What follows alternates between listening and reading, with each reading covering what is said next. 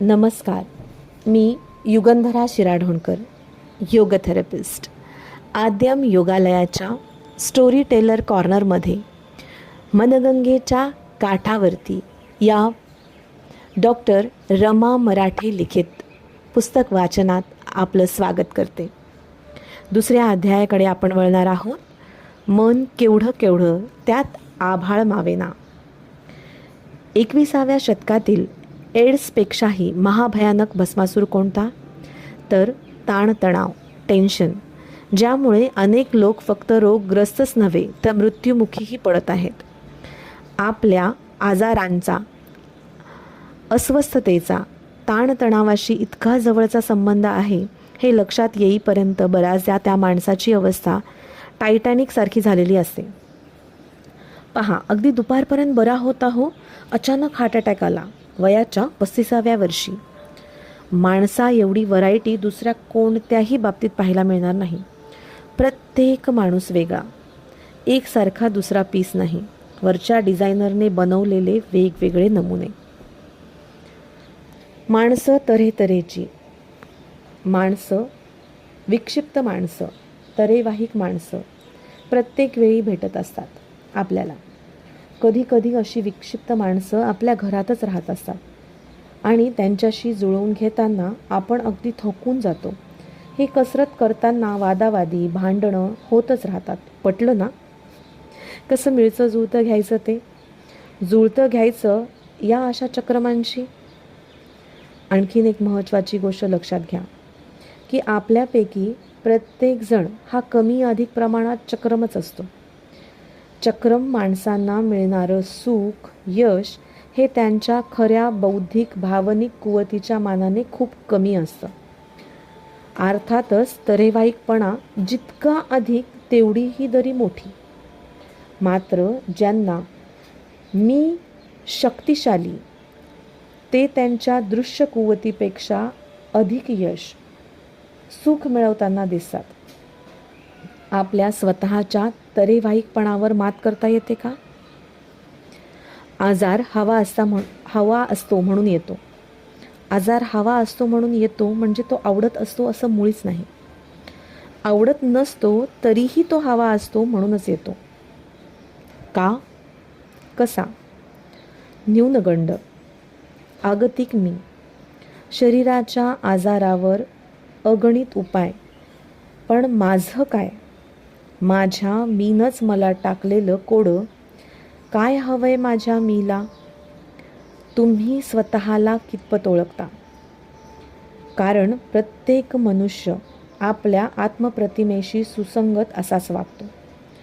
आत्मप्रतिमेशी विसंगत असं कुणीच वागू शकत नाही. आजार मनाच्या जखमा खोल खोल गाडून टाकलेल्या, न दिसणाऱ्या.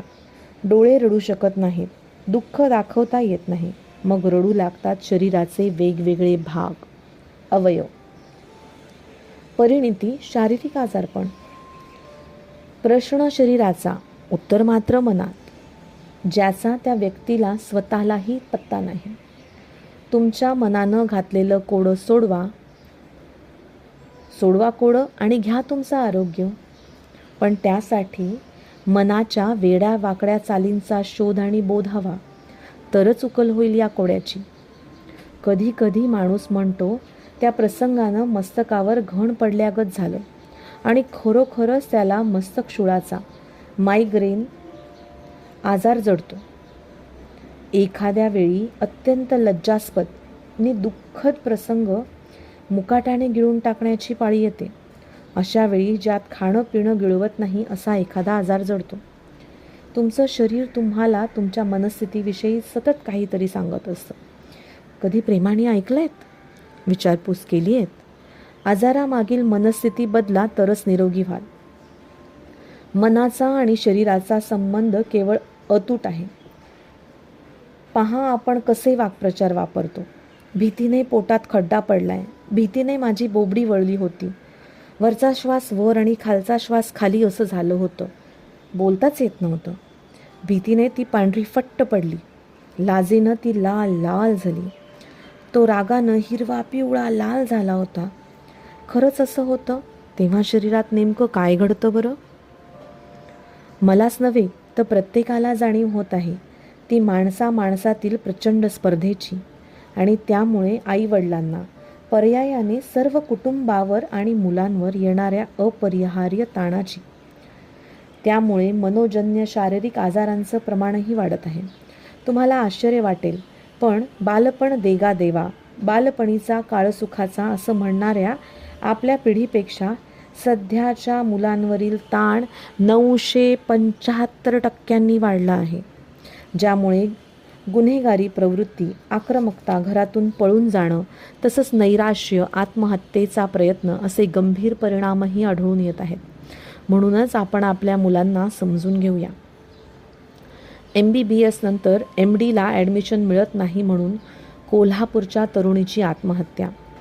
इतकी बुद्धिमान मुलगी, पण तिचा IQ नव्हे, EQ म्हणजे भावनिक बुद्ध्यांक कमी होता, म्हणून असं घडलं. आपण आपल्या मुलांचा EQ म्हणजे भावनिक बुद्ध्यांक, इमोशनल कोशंट वाढवू शकतो का? निश्चित. EQ प्रयत्नांनी बदलता येतो, वाढवता येतो.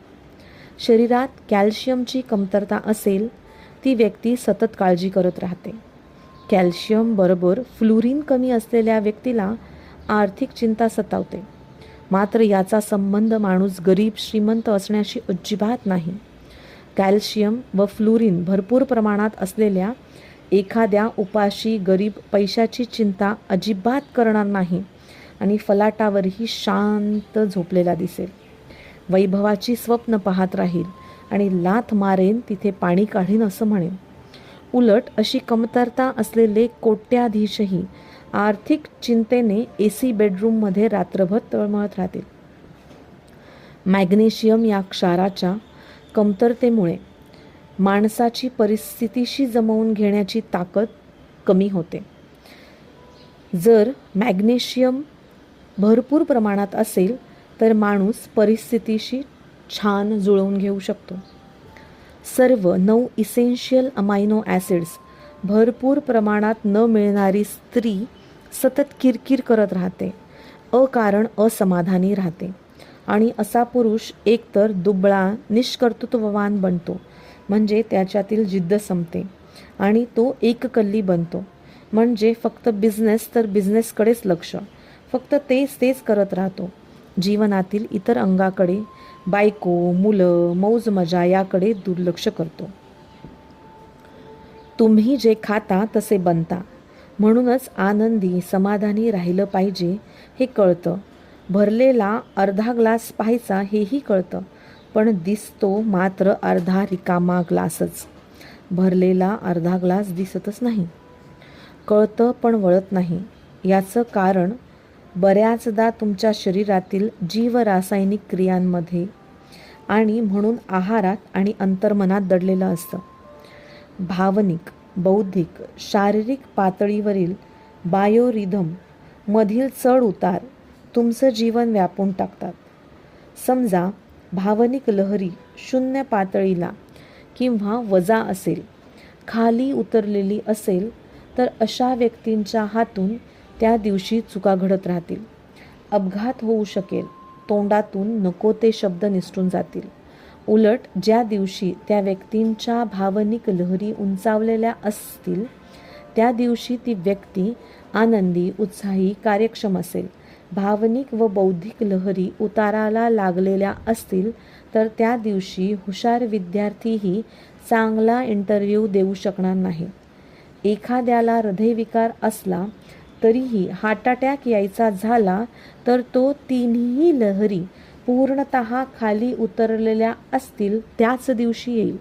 एवढंच काय, आत्महत्येची प्रवृत्ती किंवा भावना स्थिती असलेले रुग्ण असा प्रयत्न त्यांच्या जीवनातील तिन्ही लहरी उतरलेल्या दिवशीच करतील. या उलट एखाद्या सामान्य क्रिकेटवीर त्याच्या तिन्ही लहरी उच्चावस्थेत असलेल्या दिवशी धावांचं शतक गाठतो. त्या दिवशी त्याचा खेळ अप्रतिम रंगतो. अचानक असं कसं झालं हा सुखद धक्का त्यालाही बसतो. माणसाच्या आयुष्यातील या भावनिक, शारीरिक, बौद्धिक भरती ओहोटीचा आगाऊ वेध घेता येण्यासाठी एक नवीन शाखा विज्ञानात उदयास आलेली आहे. तिचं नाव आहे बायोरिदम. सध्या शिक्षण पद्धतीच अशी आहे की बहुतेक वेळा तर्कशुद्ध विचार करणारा आपला डावा मेंदूच कार्यरत व उत्तेजित असतो आणि अधिक सृजनशील, प्रेरणा, प्रतिभेचं उगमस्थान असलेला उजवा मेंदू वापरलाच जात नाही. उजव्या मेंदूचा संबंध अंतर्मनाशी, परमशक्तीशी असतो. योगी, शास्त्रज्ञ, कलाकार इतकंच नव्हे तर प्रत्येक महान माणूस आपला उजवा मेंदूच अधिक वापरत असतो. तुम्ही संध्याकाळी थकून घरी आला आहात. मुलांनी दणादण ठेक्याची गाणी लावली आहेत. तुम्ही संतापता, कारण तुमच्या शरीराचा ताल मंद झालेला असतो. अशा वेळी शांतवणारी मंद लयीची गाणी हवीशी वाटतात. मात्र तुम्ही उदास असतात तेव्हा अशी गाणी बोरिंग वाटतात. कॅन्सर होतो तेव्हा पेशी विभाजन अत्यंत वेगाने घडतं. ट्यूमर होतो, पेशी विभाजनाचा ताल, प्रोग्रामिंग चुकलेलं असतं. एकंदरीत शरीराचा ताल चुकला की माणूस आजारी पडतो. संगीताचा मनाच्या, शरीराच्या आरोग्यावर परिणाम घडून आणता येतो तो यामुळेच. पुष्प औषधी, ज्यांनी फक्त मानसिक लक्षणावरूनच योजना केली जाते, त्या मानसिकच नव्हे तर शारीरिक आजारही आश्चर्यकारकरित्या बरे करतात. हे कसं घडतं? तांबड्या रंगाकडे टक लावून पाहण्याचा लहान मोठ्या प्रयोगातून शास्त्रज्ञांना असं आढळून आलं की तांबड्या रंगाचा विशिष्ट परिणाम माणसांच्या शरीरावर होतो. शरीरावर आणि मनावरही होतो. तांबड्या रंगामुळे रक्तदाब वाढतो, श्वासोश्वासाचा वेग वाढतो, छातीचे ठोकेही वाढतात. थोडक्यात तांबडा रंग मज्जातंतूंना उत्तेजित करून शरीरातील चेतना शक्ती वाढवतो. असाच प्रत्येक रंगाचा वेगवेगळा परिणाम शरीरावर, मनावर होतो. तुमच्या अंतर्मनातील घडामोडी तुम्हालाही पत्ता नसलेल्या ओळखण्यासाठी रंगपरीक्षेचा उपयोग करण्यात येतो. रंगाचे कार्यात्मक मानसशास्त्र. अशा प्रकारे रंगाची निवड आणि व्यक्तीचं मानसशास्त्र यांची सांगड घालता येतं. तुमच्या अंतर्मनात सकारात्मक बदल घडवून आणून त्यायोगे सुख, शांती, यश मिळवण्यासाठी मानस प्रतीकांचा उपयोग करून घेता येतो.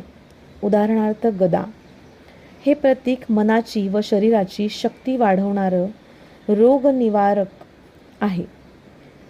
मानस प्रतीक म्हणून विविध रंग, आकृत्या यांचा उपयोग करता येतो. भविष्यवेध घेण्यासाठी उपयुक्त अशी आयचिंग ही चीनी विद्या हा एक अद्भुत साहित्य चमत्कार आहे. जगविख्यात मानसशास्त्रज्ञ कार्ल गुस्ताव युंग याने आयचिंग या 30 वर्षाहून अधिक काळ अभ्यास केला. आयचिंगचा संबंध मुख्यत्वे करून जाणीवेशी किंवा प्रगट मनाशी नसून नेणीवेशी किंवा अंतर्मनाशी निगडित आहे. भविष्यातील घटना अंतर्मनाला अकल्पितपणे ज्ञात होऊ शकतात. मनाच्या डोहात कितीही डुबक्या मारल्या तरी त्याचा तळ गाठणं कठीण. मनगंगा तर अशी अथांग वर्षानुवर्ष वाहते आहे. मनगंगेच्या काठावरील दृश्यांचं हे धावतं वर्णन. पुन्हा भेटूया मनगंगेच्या काठावरती.